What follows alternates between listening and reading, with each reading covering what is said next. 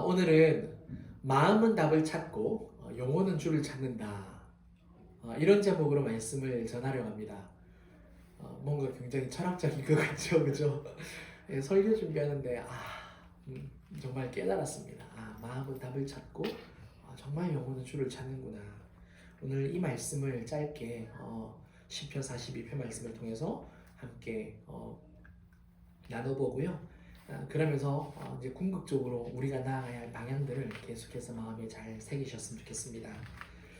요한복음 6장 63절을 보시면요, 살리는 것은 영이니 육은 무익함이라.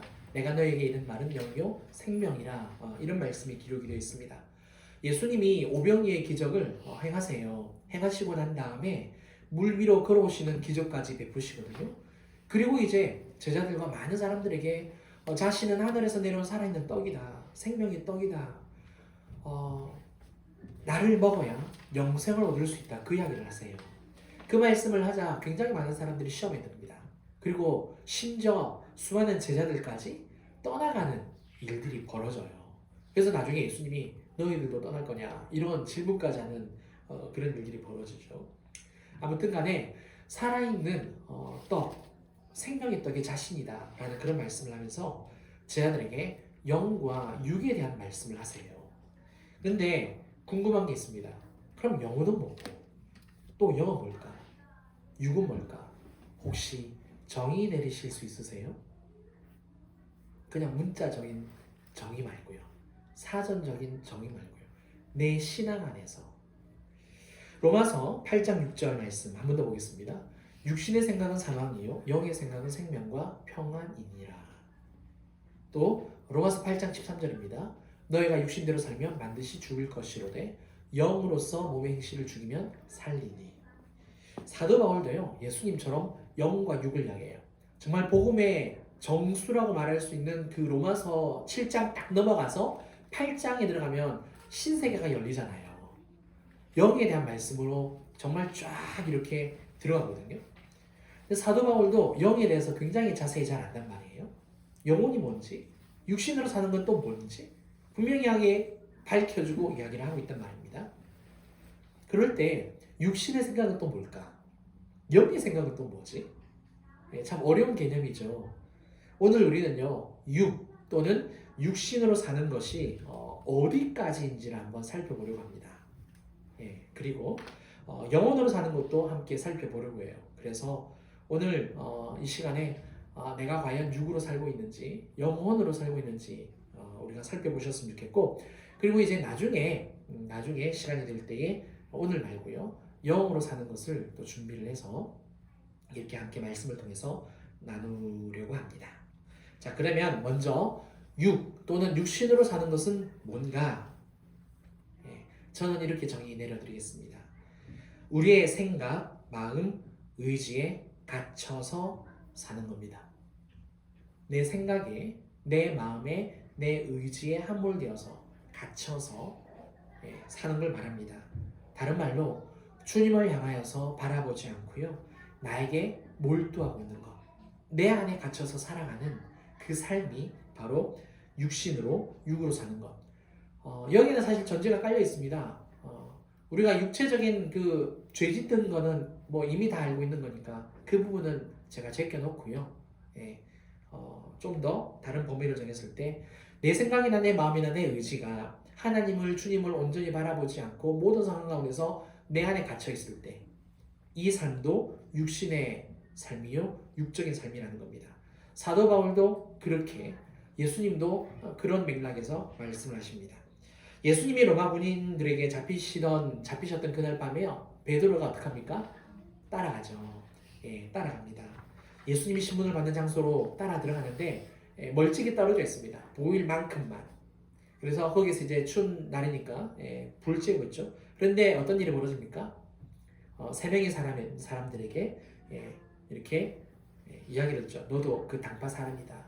너도 제자가 아니냐. 그러자 베드로가 3번씩이나 부인을 하는 일이 벌어지죠. 보세요. 베드로가 예수님을 3번 부인한 이유가 뭐죠? 자기도 예수님처럼 붙잡혀서 죽을까봐 목숨이 두려운 겁니다. 목숨이. 성령을 받기 전 베드로의 모습은 예수님과 동락을 했고요.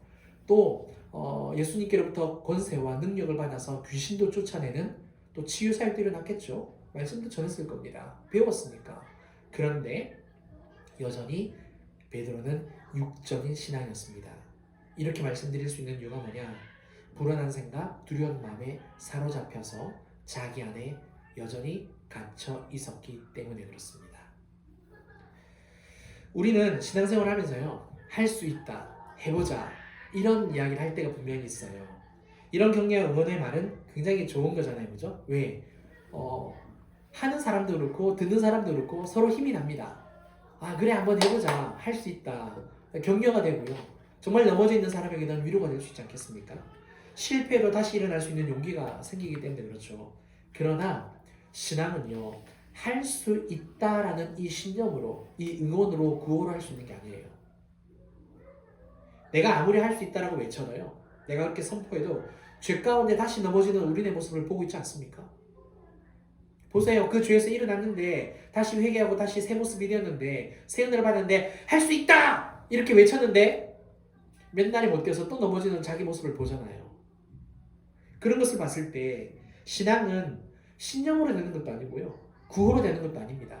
그 다음에 될 수 있다, 될 수 있다, 될 수 있다, 될 수 있다. 마인드 컨트롤, 이미지화 그런 것들도 아니라는 거죠. 어떻게 될까요? 오직 예수님으로, 오직 성령님으로. 왜냐하면 신앙은요, 말 그대로 신적인 영역에 속하기 때문에 그렇습니다. 사람의 육적인 영역에 속한 게 아니고요. 사람의 지정의, 인격에 속한 영역이 아니에요. 그렇잖아요. 생각하고 마음을 먹고 의지하는 것들은 전부 다 지정의 인격에 속한 부분이잖아요. 그런데 하나님을 믿고 믿음대로 삶을 살아가는 것은 내 지정의가 하늘에 이르렀다고 해서 완성되는 게 아니잖아요. 영적인 영역이에요. 그렇기 때문에 오직 예수님으로 신앙을 하는 거고 성령님의 도움을 받아서 삶을 살아가는 겁니다. 예수님 이 땅에서 공생을 시작하셨을 때 바리새인들을 비롯한 많은 종교 지도자들이 예수님을 배척했습니다. 참 아이러니해요. 바리새인들은 그때 당시에 율법의 뜻을 아는 일에 정말 열심이었고 열정이 있었습니다. 최고였죠. 그 다음에 지키는 데 있어서도 넘사벽이었습니다.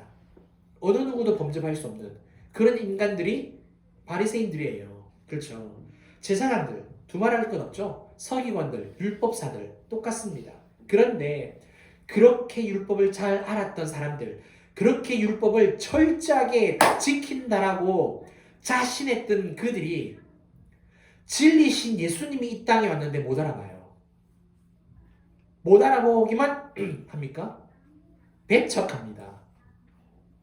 어떻게 해서든지 고발해서 감옥에 집어넣으려고 발악을 합니다. 말이 안 되죠. 심지어 마태마가 누가 요한 사도 그 사복음서를 읽어보면 어떤 일까지 벌어지느냐? 예수님을 향해서 뭐라고 이야기하죠? 바알세불의 힘을 힘입어서 사탄을 귀신을 쫓아내는 거 아니냐? 기가 차죠. 율법을 그렇게 잘 아는 사람들이 예수님이 베들레헴에서 태어날 거다, 나사렛에서 지낼 거다, 다윗의 자손으로 올 거다 다 알아요. 구약에 정통한 사람들이니까. 그렇잖아요. 모세오경에 한 선지자가 날 것이다 라는 말씀이 나와요. 그 한 선지자가 예수 그리스도를 가리키거든요. 다 알아요. 여호수아, 예슈아, 예수 다 압니다. 그런데도 예수님을 배척합니다. 내가 안다고 해서, 내가 그것을 지키고 있다고 해서 온전한 신앙으로 나아가지 못한다는 것을 우리가 볼 수 있다는 거죠. 바리새인을 비롯한 모든 종교 지도자들은 사람이 율법에 조금이라도 어긋나면 뭐라고 이야기합니까? 죄인이라고 정죄를 해버립니다. 심지어 예수님과 제자들까지 율법에서 벗어났다고 정죄해버려요. 아니 자기들이 뭔데? 죄를 사하여 주시는 것은 누가 가지고 계시죠? 예수님. 그런데 바리새인들과 이 종교 지도자들이 예수님과 제자들에게 자기의 제자들이 예수님의 제자들이 밀 이삭 주일 안식일 날에 비벼 먹었다고 까먹었다고 안식일에 회당에 앉아있는 사람들을 고쳐줬다고. 손을 씻지 않는 정결 예식을 안 했다고. 정죄를 해버립니다. 자기들이 뭔데? 하나님인가요? 많이 배워서? 맨날 예배를 집례하니까? 그들에게 죄인으로 정죄받으시는 예수님이 이런 말씀을 하세요. 누가복음 18장 11절 12절입니다. 바리새인은 서서 따로 기도하여 이르되 하나님이여 나는 다른 사람들 곧 토색, 불의, 간음을 하는 자들과 같이 아니하고 이 세리와도 같이 아니함을 감사하나이다. 나는 일회에 2번씩 금식하고 또 소득의 11조를 드리나이다 하고. 보세요. 바리새인은요 하나님께 기도할 때 어디를 향하여 있죠? 11절 보실까요? 기도하죠, 그죠? 기도하여 이르지 않습니까? 그런데 하나님이여 부르기는 하나님을 불러요. 근데 지금 생각의 마음이 눈이 다 어디에 가 있죠? 다른 사람들 곧 토색, 불의, 간음을 하는 자들과 같이 않대요. 그리고 세리와도 같이 않다라고 이야기합니다. 기도는 하나님께 하는 거잖아요. 기도는 온 마음을 하나님께 다 드리는 거잖아요. 오롯이 하나님께 집중하고 있는 거잖아요. 그런데 사람을 향하여서 지금 기도하고 있다는 거죠. 그러면 모든 사람에게 정죄를 받았던 세리는 어떻게 기도를 하느냐? 자, 그 다음 말씀 13절입니다. 보실까요? 세리는 멀리 서서 감히 눈을 들어 하늘을 쳐다보지도 못하고 다만 가슴을 치며 이르되 하나님이여 불쌍히 여기소서 나는 죄인으로소이다 하였느니라. 세리는 자기 자신을요 그냥 단순하게 죄인이라고만 고백을 합니다. 누구 앞에? 하나님 앞에. 네. 하나님 저 바리새인처럼 닮고 싶어요가 아니라 하나님 전 죄인입니다. 바리새인은 율법을 철두철미하게 지켰어요. 그러면 바리새인은 평생 속죄제를 드리지 않았을까요? 속건제를 드리지 않았을까요? 아니요. 분명히 속죄제 드렸을 거예요. 그렇죠. 누구의 입장에서 그러면 속건제, 속죄제를 했을까요? 죄인의 입장에서. 그렇게 율법을 잘 아는 사람들인데 말씀에 대해서 정통한 사람들인데 죄인의 입장에서 제사를 드렸고 회개를 했다는 겁니다. 세리는 어땠을까요? 아마 바리새인보다 더 많이 성전에 올라가서 죄의 용서를 구했을 겁니다. 그렇죠. 자기 안에 억누르는 괴로움 있잖아요. 모든 사람들이 죄인이라고 정죄를 하니까. 아니 바리새인하고 제사장만 나보고 죄인이라고 정죄를 해도 그것도 힘든데. 그렇잖아요. 우리가 이런 게예요. 여러분들이 지금 세무사에서 일을 하고 있다고 해서 목사가 계속 매주마다 죄인이라는 거야. 로마의 앞잡이라고. 국가의 앞잡이라고. 어떻게 국가를 위해서 세금을 그렇게 많이 떼가냐고. 우리를 위해서 세금을 좀 절감해주면 감해주면 안 되냐고.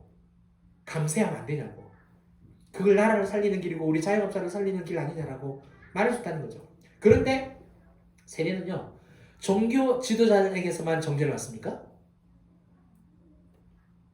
생각해보세요. 모든 사람들이 넌 죄인이야.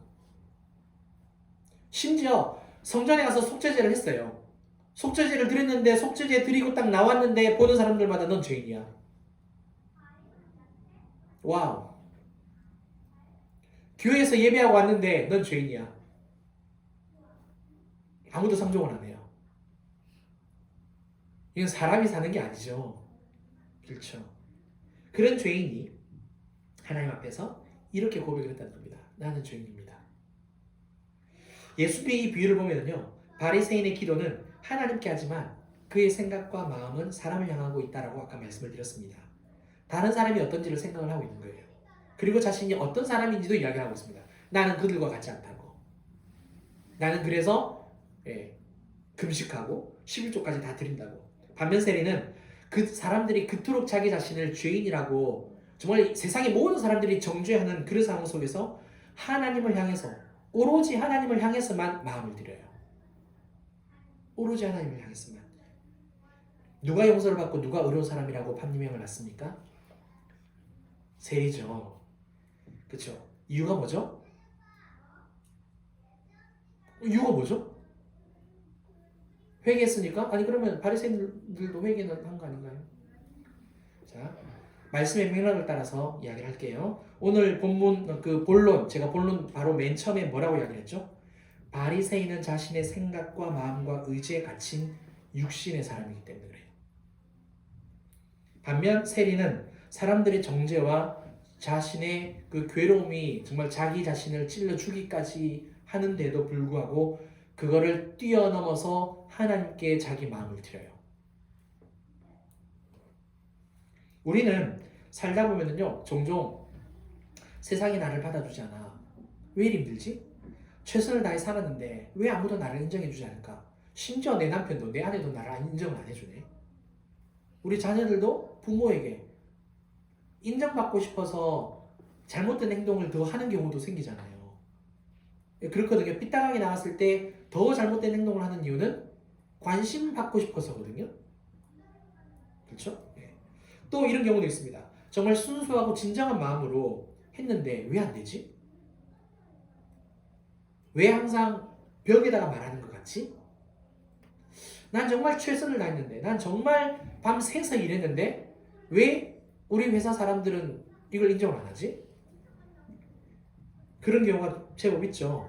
또 그런 상황들을 통해서 자기 모습을 보면서 부끄럽게 여겨지는 경우도 있고 또 창피하게 느껴지는 경우도 있고 자기 자신에 대해서 자책을 한다든지 자신에 대해서 이렇게 매몰되어지고 갇혀지는 상황들도 분명히 생깁니다. 그렇죠? 내가 뭔가 잘못됐나? 내가 모르는 뭔가가 또 있나? 그러다 보면 아쉬운 마음도 들고요. 억울한 마음이 들 때도 있죠. 자, 이렇게 모든 생각과 마음과 시선이요. 사람을 향하여서 나를 향하여서 또 내가 한 일에 대해서만 향하여서 있으면은요. 이것이 바로 육으로 사는 거예요. 육신으로 사는 겁니다. 범위가 거기까지 가는 거예요. 단지 내가 육체로 기도하지 않고 그냥 성경 읽지 않고 이것뿐만 아니고요. 신앙생활을 하고 있고 매일 성경을 읽고 바리새인들처럼 매일 기도하고 있고 11조하고 있고 봉사하고 다 해도 항상 내 마음과 생각과 내 모든 의지와 내 모든 것들이 하나님께 향하고 있지 않다면 나 안에서 갇혀버리고 있다면 그게 육의 삶이에요. 반대로 비록 내가 순수하고 진정한 마음으로 상대방을 대했는데 몰라준다거나 최선을 다했는데도 아무도 인정해주지 않을 때 억울하거나 서운하거나 속상할 때 이런 상황에서도 포기하지 않고 주님은 제 마음을 아십니다. 주님은 제 마음의 중심을 보신 것을 제가 믿습니다. 그래서 주님 감사해요. 정말 주님밖에 없습니다. 아무도 못 알아주고 아무도 모르지만 인정해 주지도 않지만 주님밖에 나를 알아주는 분이 없습니다라는 이 마음과 함께 세리처럼 그 마음을 하나님께 드리고요. 자기 생각을 하나님께 맞추고요. 네. 그렇게 나아가는 그때부터 어떤 일이 벌어지느냐. 눈에 보이지 아니하는 영혼이 살아나기 시작합니다. 우리의 이 내적인 자아가 살아납니다. 눈에 보이지 않지만 조금씩 이렇게 살아나기 시작한다는 거예요. 우리가 한번 생각을 해보세요. 삶을 살다가 진짜 결론이 억울하면 진짜 억울한 건 아니겠습니까? 그렇죠. 그래서 그런 상황 가운데서 우리의 마음은요. 답만 찾으려고 해요. 어떻게 하면 더 인정받을 수 있지? 내가 어떻게 하면 더 한 단계 올라갈 수 있지? 계속해서 그 상황에서 답만 찾아요. 답만. 내 안에 갇혀버리면. 그러나 영혼은요. 그 답을 찾지 않아도 개의치 않습니다. 주님을 오히려 찾게 되어져요. 우리가 영혼으로 주님을 찾게 되어지면 어떤 일이 벌어지는지 아십니까? 주변 사람들이 인정해주지 않아도 주변 사람들이 그냥 이렇게 받아주지 않아도 수용해주지 않아도 아무렇지도 않습니다. 왜? 내가 그 사람과 관계를 맺는 게 아니라 내가 주님과 하나님과 직접적인 관계를 맺고 있기 때문에 그 사람이 받아주든 받아주지 않든 나랑은 아무런 상관이 없게 되어지는 거예요. 영혼의 힘이 생기는 거죠. 우리가 정서적으로 왜 많이 흔들릴까요? 정서적으로 왜 많이 흔들릴까? 영혼이 약하기 때문에. 마음으로, 감정으로, 생각만으로 살아왔기 때문에 그렇습니다. 주님은 찾지 않고요. 답만 찾았기 때문에 내가 이걸 해보면 될 거야. 할 수 있다. 할 수 있다. 계속 내 생각이 그렇게 그냥 고정돼 버린 거죠. 이걸 신앙으로, 하나님으로, 주님으로 풀어야 되는데 내가 이렇게 보면 될 것 같은데 이런 방법을 한번 해볼까? 계속해서 내가 할 수 있다라는 거죠. 마음의 중심을 하나님께 올려드리면 어떤 고백을 하게 되었는지 아십니까? 주님 받아주세요. 주님 제가 부족합니다. 주님 제가 죄인이에요. 제가 솔직하게 하나님 인정받으려겠습니다. 자기 자신이 하나님 앞에서 어떠했는지를 고백하고 그런 가운데서 주님 저를 받아달라고 고백을 합니다. 이런 고백이요 아무것도 아닌 것 같이요 매일 매 순간마다 하게 되어질 때 어느새 나도 모르게 주변 상황에서 답을 찾지 않고요 내 안에서 답을 찾지 않게 되는 모습을 발견하게 될 겁니다. 그래서 이제 내년부터 공식적으로 내년부터 지금 이제 막 하고 있지만 공식적으로 내년부터 우리가 정말 예수님을 바라보는 그 영적 일지도 쓰고요. 그 다음에 늘 예수님께 주님께 감사하는 감사의 제목도 이제 매일 쓰려고 해요. 그걸 이제 우리 교회 방향으로 이렇게 하려고 합니다. 어떤 일이 일어나도 괜찮아요, 괜찮아요 할 수 있는 영적인 성장이 그때부터 일어나는 거예요. 그게 아니면 그 사람과 다투겠죠. 싸우겠죠. 왜? 내가 억울하니까. 내가 손해봤으니까. 그런데 내가 주님을 바라고 있으면 억울한 일이 있어도 손해보는 일이 있어도 개의치 않게 된다는 겁니다. 왜? 주님이 다시 갚아주실 것을 알고 주님이 회복시켜 주실 것을 아니까. 그 사람이 엎질러진 물을 갖다가 다시 돌이킬 수는 없잖아요. 그렇죠? 시편 42편은 고라자손의 시입니다. 주변 사람들이 이렇게 말해요. 42편 3절 말씀 사람들이 종일 내게 하는 말이 내 하나님이 어디 있느냐 하오니 내 눈물이 주야로 내 음식이 되었도다. 고라자손의 마음은 굉장히 지금 괴롭습니다. 그런데요 괴롭다고 지금 자기 자신에게 갇혀 있잖아요. 1절 한번 보실까요? 함께 읽어보겠습니다. 시작. 하나님이여 사슴이 시냇물을 찾기에 갈급함같이 내 영혼이 주를 찾기에 갈급하나이다. 아멘. 이미 고라자손은 뛰어넘었어요. 육적인 삶을 더 이상 살지 않는 단계로 올라선 그런 상황에서 이 고백을 하고 있는 겁니다. 그런 가운데서 사람들이 네 하나님이 어디 있느냐 비방하고 비난하고 물론 그게 너무 괴로워서 종일 운다라고 고백을 해요. 그런데 주저앉아 있지만은 않는다라는 거죠. 다시 하나님을 바라보고 하나님을 찬송하고 있다라고 시편 42편이 기록하고 있습니다. 사랑하는 성도 여러분, 내일의 삶 속에 굉장히 다양한 상황들이 많이 닥치잖아요. 그때 그 순간마다 생각과 마음에 또 자기 자신에게 갇혀버리는 저와 여러분들이 안 되었으면 좋겠습니다. 그것이 바로 육으로 사는 삶이라는 거 꼭 기억하셨으면 좋겠고 영혼으로 살아가는 삶은요 아무리 서운해도 속상해도 억울해도 그 마음을 다시 부여잡고 주님께로 나아가서 다 토로하는 거예요. 다윗의 시편 한번 보세요. 억울한 일을 굉장히 많이 당했는데 그 모든 시편들이 다 토로하고 있잖아요. 토로하는 가운데서 뭐라고 이야기합니까? 자기 영혼이 하나님을 계속해서 찾고 기다리고 부르고 찬송한다라고 고백을 하고 있다는 거죠. 그러니까 다윗도 그랬고요. 다니엘도 그랬다는 겁니다. 얼마나 억울했겠습니까? 나라가 망했는데. 요셉, 형들에게 팔려간 인생 되어졌는데 얼마나 억울했을까? 그러나 다 뛰어넘었다는 거예요. 육으로 사는 인생을 뛰어넘어서 영혼으로 나아가는 삶이 되었다는 거죠. 그래서 저와 여러분들은 이제 그 삶을 살기를 원합니다.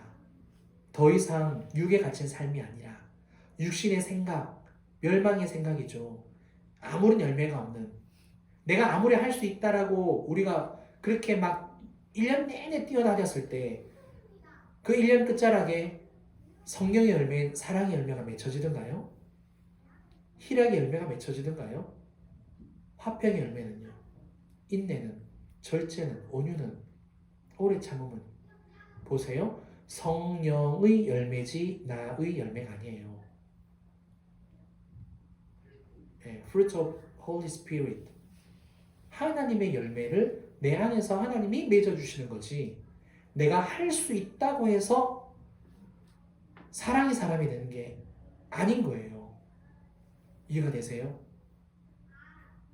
그게 신앙입니다. 그런데 우리는 너무나도 인간적으로 할 수 있다, 할 수 있다, 할 수 있다 이랬던 거죠. 그게 아니라 하나님, 전 부족해요. 전 또 넘어졌지만 다시 주님 바라봅니다.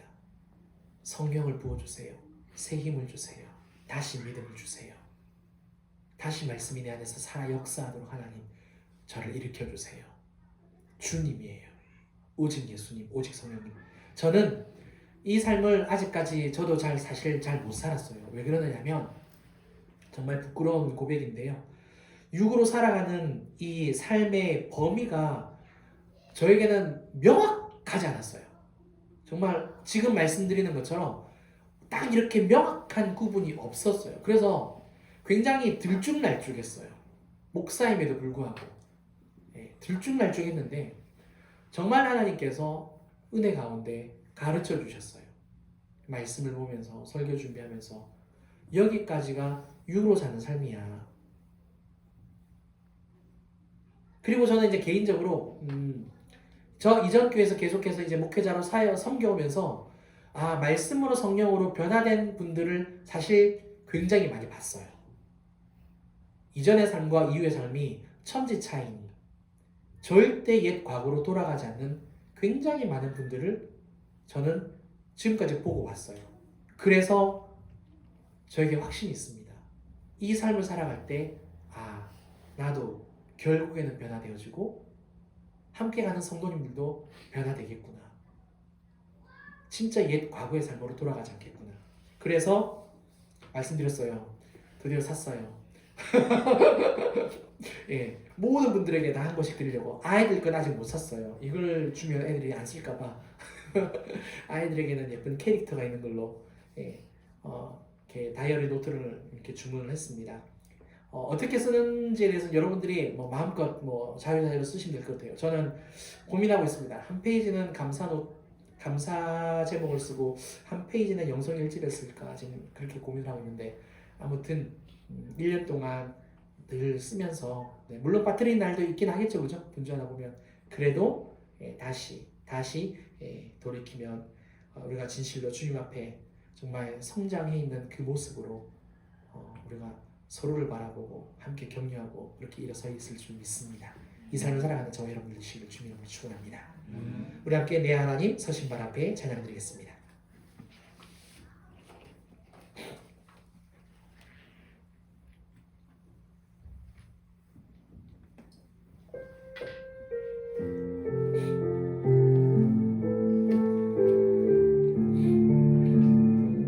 우리 주님의 영광 그 빛난 얼굴 바라보기를 원합니다.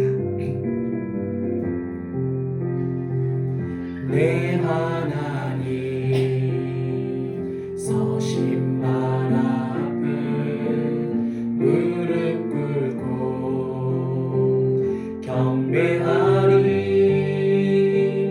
큰 권능과 영광이 가득한 내 아버지 대신이고 하나님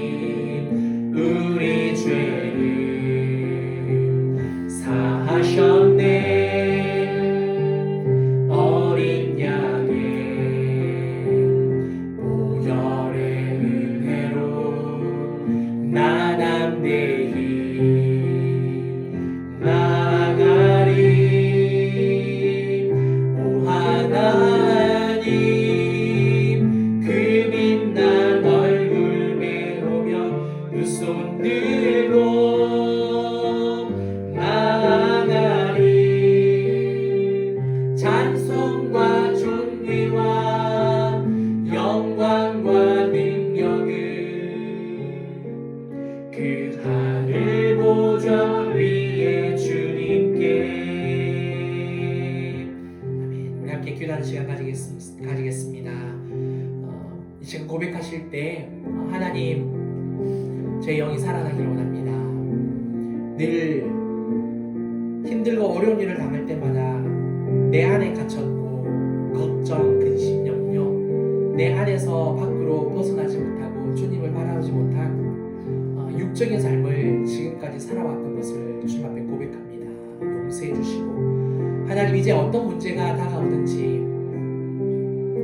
내버려 두고 하나님 바라보겠습니다. 제 자신을 주님께 드리고 마음을 드리겠습니다. 이제 주님 바라보는 신앙으로 내 영혼이 살기 원합니다. 함께 고백하는 시간이었으면 좋겠습니다. 기도합니다. 사랑하는 하나님 아버지, 감사합니다. 우리 마음은 하나님 아직까지 사람의 몸에 있기에 늘 답을 찾습니다.